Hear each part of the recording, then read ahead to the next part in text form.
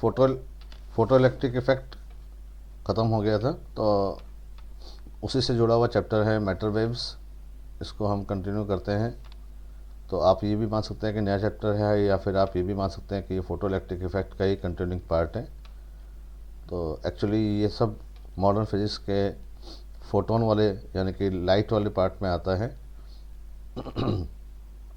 तो matter waves क्या होता है इसके बारे में हम पढ़ेंगे इस चैप्टर के अंदर, और इसके क्वेश्चंस भी जनरली आते रहते ही हैं। मैटर वेव्स की शुरुआत जो होती है वो डुअल नेचर ऑफ लाइट से होती है। डुअल नेचर ऑफ लाइट जो हमें ये सिखाता है कि लाइट की बेसिक प्रॉपर्टी जो है वो तो वेव है, बट इसके अंदर पार्टिकल नेचर भी है।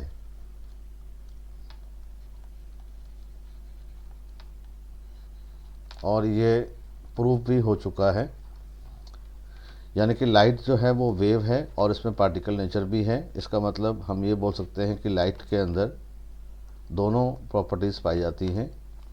लाइट जो होती है वो वेव भी होती है और वो पार्टिकल भी होती है। इसे ही हम लाइट का डुअल नेचर कहते हैं। So light has dual nature, it is a wave and as well as it also behaves like particle। तो इसका बेसिक नेचर जो है वो तो है वेव, लेकिन इसमें एडिशनल प्रॉपर्टी है पार्टिकल की। तो अगर इसी प्रोसेस को हम बिल्कुल उल्टा लेके चले कि अगर कोई जैसे लाइट है तो वैसे उसमें दोनों नेचर हैं, पार्टिकल भी है और वेव नेचर भी है। जिसका मतलब हम यहाँ पर ये बोल सकते हैं कि वेव जो होता है वो पार्टिकल का बिहेव भी कर सकता है।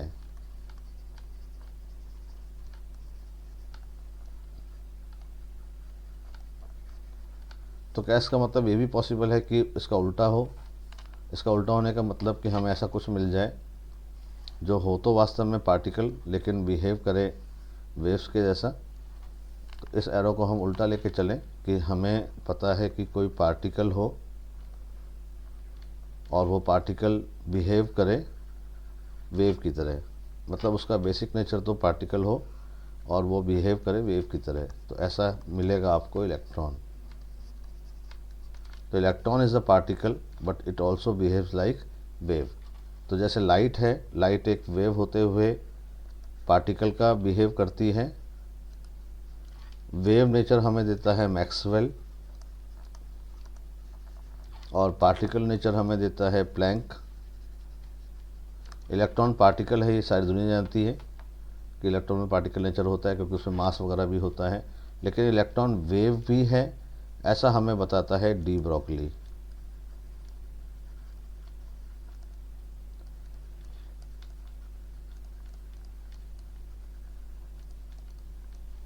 तो डी ब्रोगली हाइपोथेसिस हमें ये समझाता है कि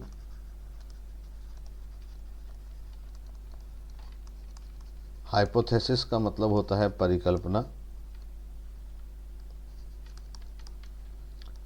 कि every moving particle sorry every moving particle behaves like a wave।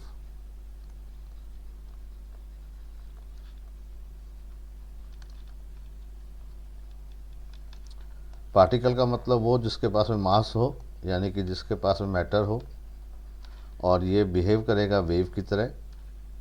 इसलिए इस वेव को बोलते हैं हम मैटर वेव।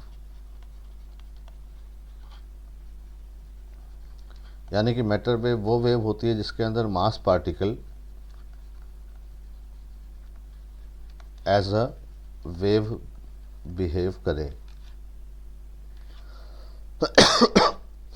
पार्टिकल और वेव में डिफरेंस क्या होता है आप जानते ही हैं कि अगर कोई पार्टिकल है तो उसका साइज़ या उसका वॉल्यूम कंसाइज है, इसको आप पार्टिकल कहोगे। जैसे कि ये कण है, जैसे कि इलेक्ट्रॉन है।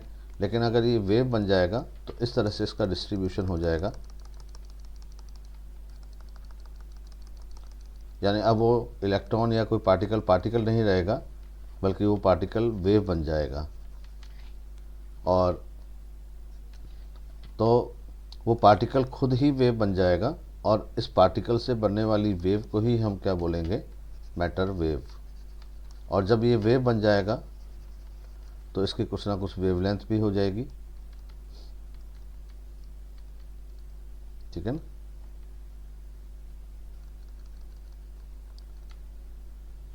तो यहाँ से लेकर यहाँ तक इसकी जो वेवलेंथ हो जाएगी वो कहलाएगी wavelength of matter wave. Wave है तो वेवलेंथ भी है।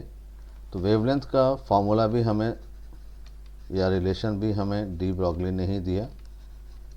बस इसी के ऊपर ये पूरा चैप्टर है, बहुत ही इजी है।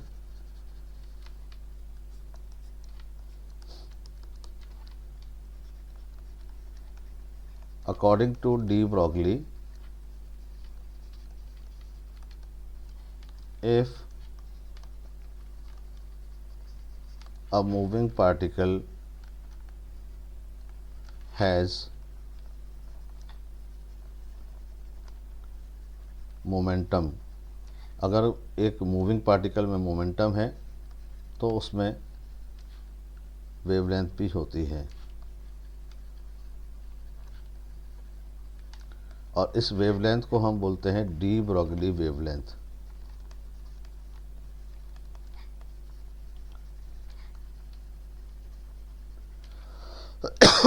ये फॉर्मूला डी ब्रॉगली जी ने फोटोन को देख के लिया था, क्योंकि हम जानते हैं कि फोटोन जो होता है उसका मोमेंटम होता है p, और उस फोटोन की वेवलेंथ होती है लैम्डा। रिलेशन हम पढ़ चुके थे कि p इक्वल टू क्या होता है, h बाय लैम्डा। सिमिलरली अगर कोई पार्टिकल है जो कि m मास का है और v वेलोसिटी से मूव कर रहा है, इसका मतलब इस पार्टिकल के पास में मोमेंटम होगा। जैसे फोटोन के पास मोमेंटम है वैसे इसके पास भी मोमेंटम है, तो हम इसकी वेवलेंथ भी कैलकुलेट कर सकते हैं और वो आएगा h बाई पी। तो ये इस चैप्टर का बेसिक फॉर्मूला बन गया है कि हम किसी भी पार्टिकल की वेवलेंथ पता लगा सकते हैं। पार्टिकल की वेवलेंथ मतलब उस पार्टिकल से बनने वाली वेव की वेवलेंथ, और वो वेवलेंथ होती है lambda equal to h by p. h is the Planck's constant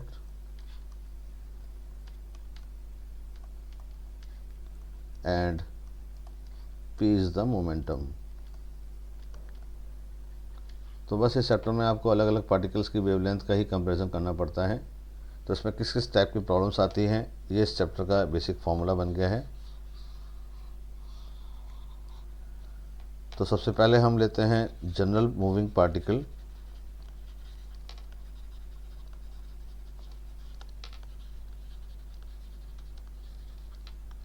जिसका मास होगा m और वो वेलोसिटी v से मूव कर रहा होगा।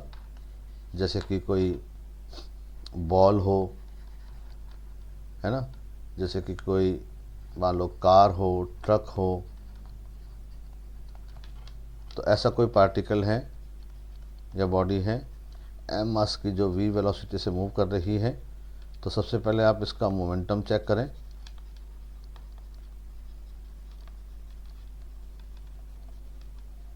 और इसका मोमेंटम हो जाएगा mv। तो लैम्डा के फॉर्मूले बनते जाएंगे। तो पहला फार्मूला हो जाएगा lambda equal to h by p. दूसरा फार्मूला हो जाएगा h by mv। Kinetic energy क्या होती है इसकी, half mv square. Half mv square को हम चाहें तो p स्क्वायर बाय 2m लिख सकते हैं।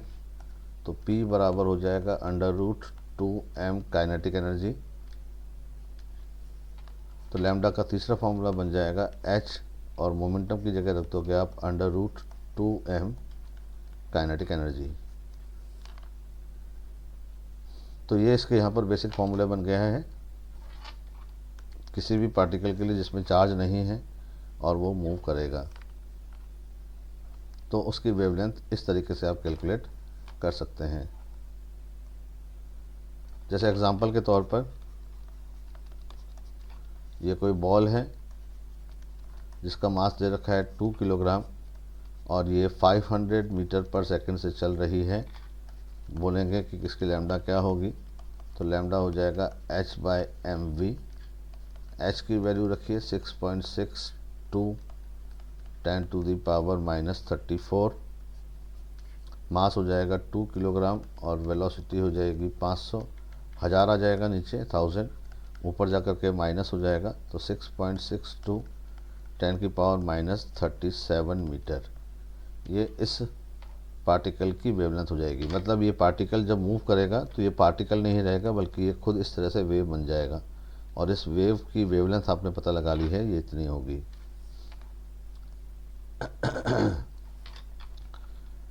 तो अगर m कांस्टेंट रहता है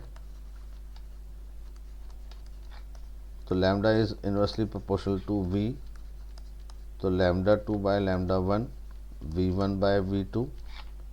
lambda is inversely proportional to momentum, तो लैम्डा 2/λ1 p1/p2। और अगर काइनेटिक एनर्जी की बात करें हम, मास कांस्टेंट है, काइनेटिक एनर्जी अलग अलग है, तो लैम्डा 2/λ1 बराबर √2m kinetic energy, 2m kinetic energy, क्योंकि मास तो आपने सेम लिया है, तो ये हो जाएगा √k1/k2। तो ये रिलेशन हम आगे से आगे याद करते चलेंगे।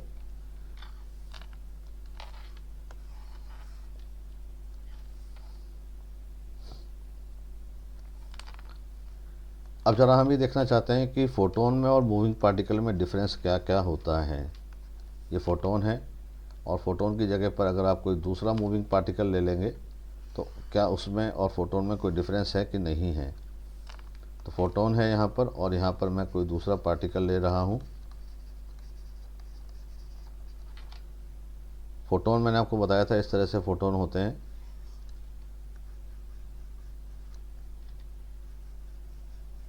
और ये c वेलोसिटी से मूव करता है। पार्टिकल जो होगा वो m मास का होगा और ये v वेलोसिटी से मूव करेगा। ठीक है। लैम्डा इक्वल टू h/p इस पर भी लगेगा, लैम्डा इक्वल टू h/p इस पर भी लगेगा। p इसका मोमेंटम है, तो p इस पार्टिकल का भी मोमेंटम है। लेकिन फोटोन की एनर्जी अगर E है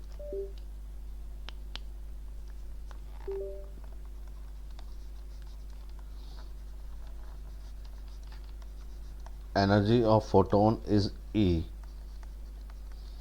तो मैंने आपको बताया था कि इसका मोमेंटम जो होता है P बराबर वो होता है E/c।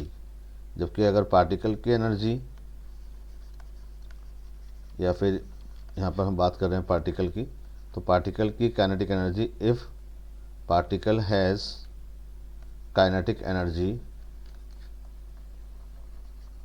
K, तो ये K बराबर होता है 12mv² या p²/2m। तो P बराबर होता है √2m काइनेटिक एनर्जी। तो ये डिफरेंस आ गया यहाँ पर तो P बराबर E/c है और यहाँ ये P बराबर √2m है। इसका मतलब ये फार्मूला सिर्फ फोटोन पे ही लगेगा। ऊपर वाला फार्मूला दोनों पे लग रहा था, लेकिन ये फार्मूला अगर आप यूज़ कर रहे हैं तो केवल फोटोन पे लगेगा और ये फार्मूला केवल पार्टिकल्स पे लगेगा। यानी फोटोन के अलावा कोई दूसरा पार्टिकल होगा तो उस पर यह फार्मूला लगेगा।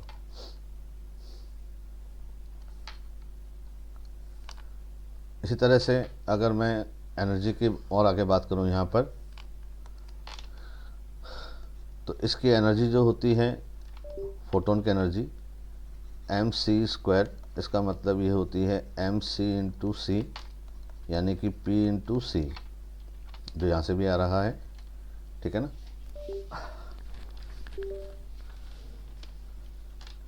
जबकि काइनेटिक एनर्जी की अगर हम बात करते हैं तो ये होता है 12mv², यानी ये हो जाएगा 12mv इंटू वी, तो ये हो जाएगा पी वी बाय 2। तो इसकी kinetic energy momentum into velocity, इसकी तो एनर्जी हो गई मोमेंटम इंटू वेलोसिटी, जबकि इसकी एनर्जी यहाँ पर हुई है मोमेंटम इंटू वेलोसिटी बाय 2। तो यहाँ पे ध्यान रखेंगे आप कि कौन कौन से फॉर्मूले सिर्फ फोटोन पे लगते हैं। तो यहाँ पर सिवाय इस फॉर्मूले के जो फार्मूला नंबर 1 पर है, ये जो फार्मूला नंबर 1 है, ये आप देख रहे हैं कि ये फार्मूला फोटोन पे भी लगेगा और पार्टिकल पे भी लगेगा। इसके अलावा जो फार्मूले नीचे लिखे गए हैं वो फार्मूले सिर्फ एक तरफ फोटोन के लिए लगेंगे और एक तरफ पार्टिकल के लिए लगेंगे। तो आप इन बात का ज़रूर ध्यान रखिएगा। तो ये फार्मूले यहाँ पर सिर्फ फोटोन के लिए हैं और ये फार्मूले यहाँ पर सिर्फ पार्टिकल के लिए हैं। ठीक है।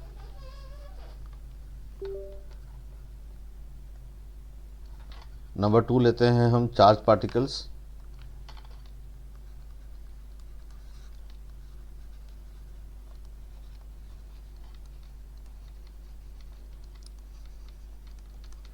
चार्ज पार्टिकल्स, तो अब इसमें चार्ज भी शामिल हो जाएगा, जबकि इसका मोमेंटम तो एम वी होगा। तो ये फॉर्मूले जो लग रहे थे पहले H by P, H by M V और H by under root 2m kinetic energy, ये तो एज इट इज़ लगते रहेंगे। तो इसके अलावा एक्स्ट्रा फॉर्मूला जो चार्ज के लिए आएगा, क्योंकि चार्ज के लिए आप जानते हो कि अगर उसका potential, if charge is accelerated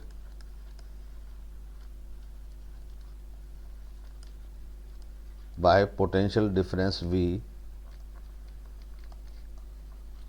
अगर इसका पोटेंशियल डिफरेंस v है तो इसकी एनर्जी को या इसकी काइनेटिक एनर्जी को आप q भी लिख सकते हो। तो यहाँ पर काइनेटिक एनर्जी की जगह जब आप फॉर्मूला लिखोगे तो एक एक्स्ट्रा फॉर्मूला बन जाएगा h by under root 2m QV।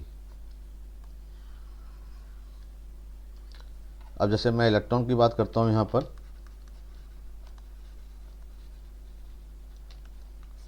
तो इलेक्ट्रॉन के लिए आप लिखोगे lambda e equal to h bye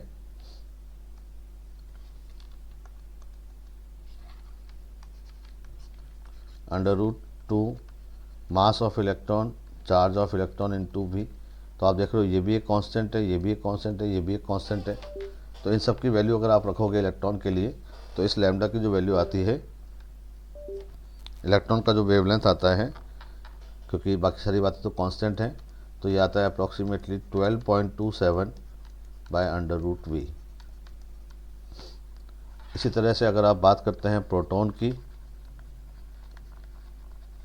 तो प्रोटॉन का वेवलेंथ आता है 0.286 बाय अंडर रूट वी, जहाँ पर वी रहेगा पोटेंशियल डिफरेंस।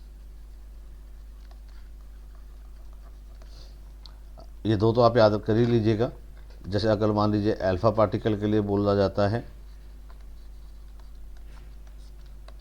तो अल्फ़ा पार्टिकल का जो मास होता है वो प्रोटॉन का 4 टाइम्स होता है और अल्फ़ा पार्टिकल का जो चार्ज है वो प्रोटॉन का 2 टाइम्स होता है। तो अगर जब आप अल्फ़ा के लिए लाओगे तो ये आएगा h by under root 2 m alpha q alpha into we.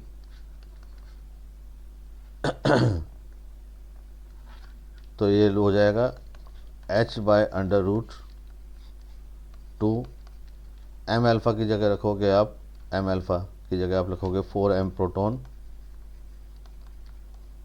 2q proton into we. 4 2 जा 8 और 8 का अंडर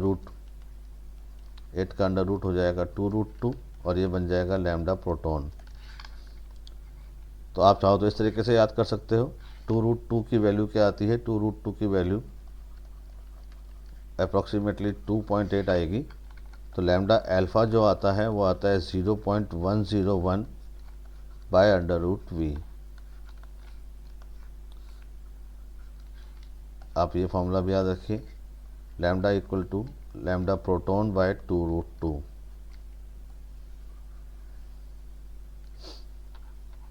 इसी तरह से एक पार्टिकल होता है ड्यूट्रॉन।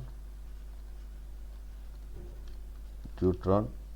ड्यूट्रॉन का जो मास होता है वो प्रोटॉन का 2 टाइम्स होता है, और ड्यूट्रॉन पर जो चार्ज होता है वो प्रोटॉन के बराबर होता है। तो यहाँ पर 2 आएगा, 4 नहीं आएगा, तो √2 रह जाएगा। तो लैम्डा ड्यूट्रॉन जो होता है वो होता है अप्रॉक्सीमेटली 0.202 बाय √v। ये वेवलेंथ जितनी भी आ रही हैं सब एंगस्ट्रॉम में है।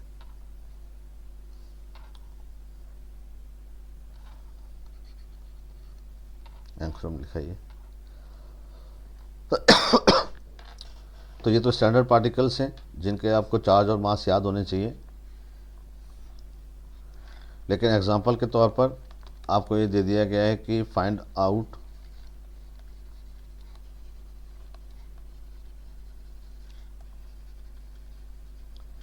The wavelength of O-2। तो इसका मतलब ये है कि इसका जो मास लेंगे आप, ऑक्सीजन का मास, क्योंकि ये ऑक्सीजन एटम है ना, तो ऑक्सीजन एटम है इसलिए आप इसका जो मास लेंगे, ऑक्सीजन एटम का मतलब क्या होता है, इसमें 8 न्यूट्रॉन और 8 प्रोटॉन होंगे, तो यह आ जाएगा 16 m प्रोटॉन। और इस पर जो चार्ज आपको दिख रहा है वो इलेक्ट्रॉन के बराबर या प्रोटॉन के बराबर, लेकिन डबल है।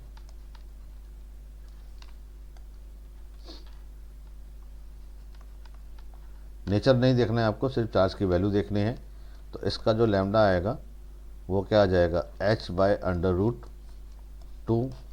इसके मास की जगह रखोगे 16 mp और चार्ज की जगह रखोगे 2 qp इंटू v। 16 2 32, तो ये हो जाएगा 1/√32। और लैम्डा प्रोटॉन, लैम्डा प्रोटॉन तो आपको याद ही होता है, 0.286 लिखाया है, तो ये हो जाएगा 0.286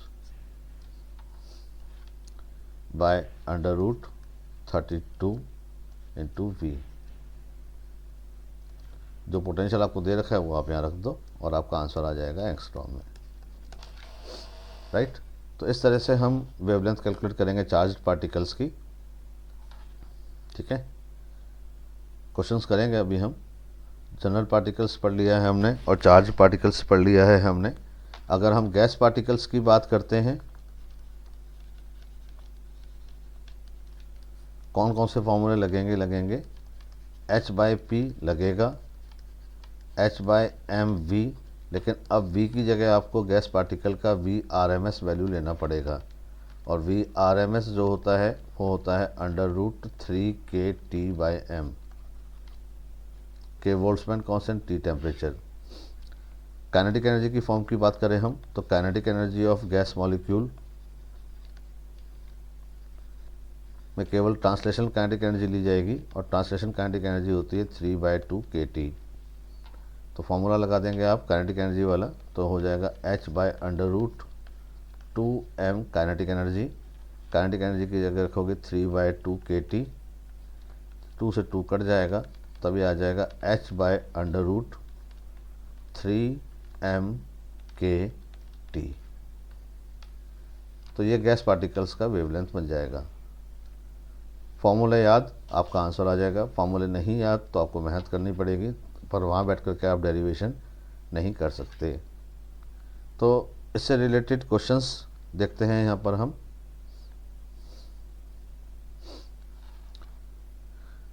फोटो इलेक्ट्रिक इफेक्ट के बाद में जो क्वेश्चंस बचे हुए थे वो ये हैं मैटर वेव्स के। जो फॉर्मूले हमने याद किए हैं वो तो मैंने आपको बता ही दिए हैं ऊपर, आप इनको एक बार देखिएगा। और फार्मूले से रिलेटेड और फार्मूले याद करने के बाद में हम कौन कौन से क्वेश्चंस करने के कैपेबल हो गए हैं उनको देखते हैं। यहाँ पर लिखा है E and P are the energy और एंड मोमेंटम ऑफ फोटोन। तो ध्यान रखिएगा, फोटोन का बिहेवियर अलग है, पार्टिकल का बिहेवियर अलग है। तो लैम्डा इक्वल टू क्या लगा दूँ, h/p लगेगा ही लगेगा। और p की जगह क्या लिखोगे आप यहाँ पर, E/c, तो ये हो जाएगा sc/e। Reducing the wavelength of photon, यानी कि अगर आप लैम्डा को, तो लैम्डा p के भी इन्वर्सली प्रोपोर्शनल आ रहा है और लैम्डा ई के भी इन्वर्सली प्रोपोर्शनल आ रहा है। इसका मतलब अगर आपने लैम्डा को डिक्रीज़ किया तो पी भी बढ़ेगा और ई भी बढ़ेगा, तो आंसर हो जाएगा 2। Kinetic energy of moving particle is E, तो लैम्डा इक्वल टू क्या सिखाया, h/√2m_e। Electron has the energy of 100 electron volt, energy कितनी दे रखी है, 100 इलेक्ट्रॉन वोल्ट, तो पोटेंशियल हो जाएगा 100 वोल्ट। लैम्डा क्या सिखाया था इलेक्ट्रॉन का, 12.27/√v। v की जगह आप 100 रखोगे तो 100 का √10, 10 का डिवाइड हो जाएगा तो 1.227 एंगस्ट्रॉम। 5-5 सेकंड के क्वेश्चन होते हैं ये, अगर आप जो मैं पढ़ा रहा हूँ बिल्कुल वैसे ही पढ़ के जाएंगे तो। The ratio of wavelength of neutron and proton, दोनों का पोटेंशियल सेम है। प्रोटॉन का क्या सिखाया था आपको, 0.286/√v, और न्यूट्रॉन का क्या सिखाया था, 0.202/√v। तो आपको न्यूट्रॉन पहले लेना है और प्रोटॉन बाद में लेना है। तो पहले ये आएगा तो ऊपर 0.2022 आ जाएगा और नीचे आ जाएगा 0.28।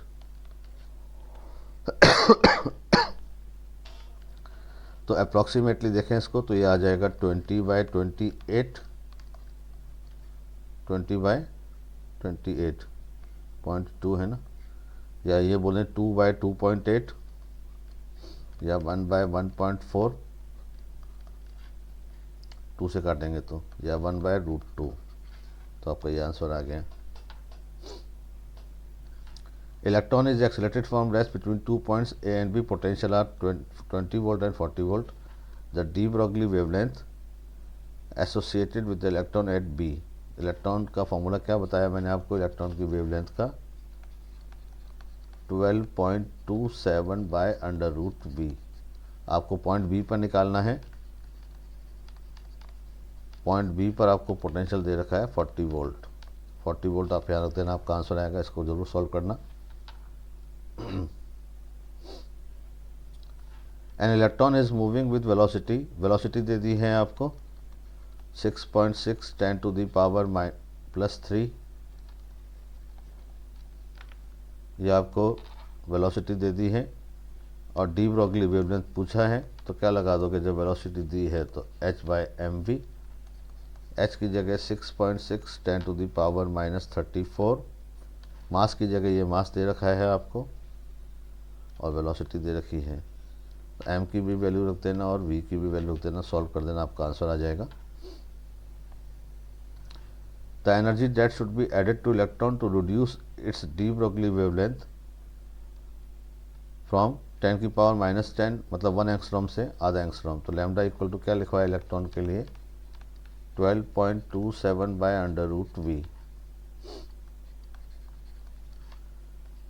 तो कह रहा है कि इसकी एनर्जी में कितना चेंज करें, तो λ2/λ1 करूँ मैं तो ये आ जाएगा √v1/v2, जितना पोटेंशियल उतनी एनर्जी, है ना। तो v1/v2 कितना आ जाएगा, v1v2 आ जाएगा λ2² λ1 दे रखा है आपको 1 एंगस्ट्रॉम और λ2 दे रखा है आपको 0.5 एंगस्ट्रॉम, मतलब कि हाफ एंगस्ट्रॉम। तो इसकी जगह हाफ करोगे तो ये 1/4 आ जाएगा, है ना। तो v2 इक्वल टू कितना आ गया, 4v1। चेंज पूछ रहा है कितना किया, चेंज क्या होता है, फाइनल माइनस इनिशियल, तो वो हो जाएगा 3v1। इसका मतलब 3 टाइम्स आपको चेंज करना पड़ा। इस क्वेश्चन को अपने आप करेंगे सेल्फ, मैंने आप सबका फॉर्मूला लिखा दिया है, इलेक्ट्रॉन का भी, प्रोटॉन का भी। न्यूट्रॉन पर चार्ज होता ही नहीं है, और अल्फा पार्टिकल एनर्जी दे रखी है, तो सबके लिए फॉर्मूला लगाएंगे आप h/√2m काइनेटिक एनर्जी। और आपको दिख रहा है कि काइनेटिक एनर्जी सबके लिए सेम दे रखी है, इसका मतलब अब लैम्डा जो है वो √m के इन्वर्सली प्रोपोर्शनल हो गया, इसका मतलब ये कि जिसका m सबसे कम उसका लैम्डा सबसे ज़्यादा। तो सबसे कम मास किसका होगा? इलेक्ट्रॉन का, फिर आएगा प्रोटॉन का, फिर आएगा न्यूट्रॉन का, और फिर आएगा अल्फा पार्टिकल का। ठीक है ना। तो लैम्डा पूछ रहा है, जिसका मास सबसे कम उसका लैम्डा सबसे ज़्यादा, सबसे, है ना। तो इंक्रीजिंग ऑर्डर में लिखना है आपको, इसका मतलब पहले छोटा वाला लिखना है, बाद में बड़ा वाला लिखना है। तो सबसे कम मास सबसे बड़ा किसका है? अल्फा का मास सबसे बड़ा है, तो इसकी लैम्डा सबसे छोटी आएगी अल्फा की। फिर आ जाएगा नंबर न्यूट्रॉन का, फिर आ जाएगा नंबर प्रोटॉन का, और फिर नंबर आ जाएगा इलेक्ट्रॉन का। इसका उल्टा, जो मास है उसका उल्टा, तो ये आंसर आ जाएगा। तो देखो, इसलिए मैं तुमसे बोल रहा हूँ कि ये जो डीपीपी मैंने जो बनाई है, या ये जो मैंने पीडीएफ बनाया, मैं उसको एज इट इज़ भेज रहा हूँ। तो इसके साथ में क्वेश्चंस भी मौजूद हैं बहुत सारे, आप इन क्वेश्चंस को ज़रूर ट्राई कीजिएगा। ठीक है ना। जितना आप प्रैक्टिस करेंगे उतना आप परफेक्ट बनेंगे। डिविजन जर्मन एक्सपेरिमेंट ही इसमें बचा है, लास्ट टॉपिक। तो डिविजन जर्मन एक्सपेरिमेंट मैं अभी नहीं कराऊंगा, क्योंकि ऊपर वाले क्वेश्चंस की पहले आप प्रैक्टिस करें और उसको समझें, फॉर्मूलों को याद करें। ठीक है ना। डेली 1 घंटा या सवा घंटा 11th की फिजिक्स को, और डेली सवा घंटा 1 घंटा 12th की फिजिक्स को आप दें। तो डेली 2-2.5 घंटे आप पढ़ें, और उसके अलावा जो एक्स्ट्रा क्वेश्चंस कर सकते हैं वो करें। तो 3-3.5 घंटे आप डेली फिजिक्स को ज़रूर दें।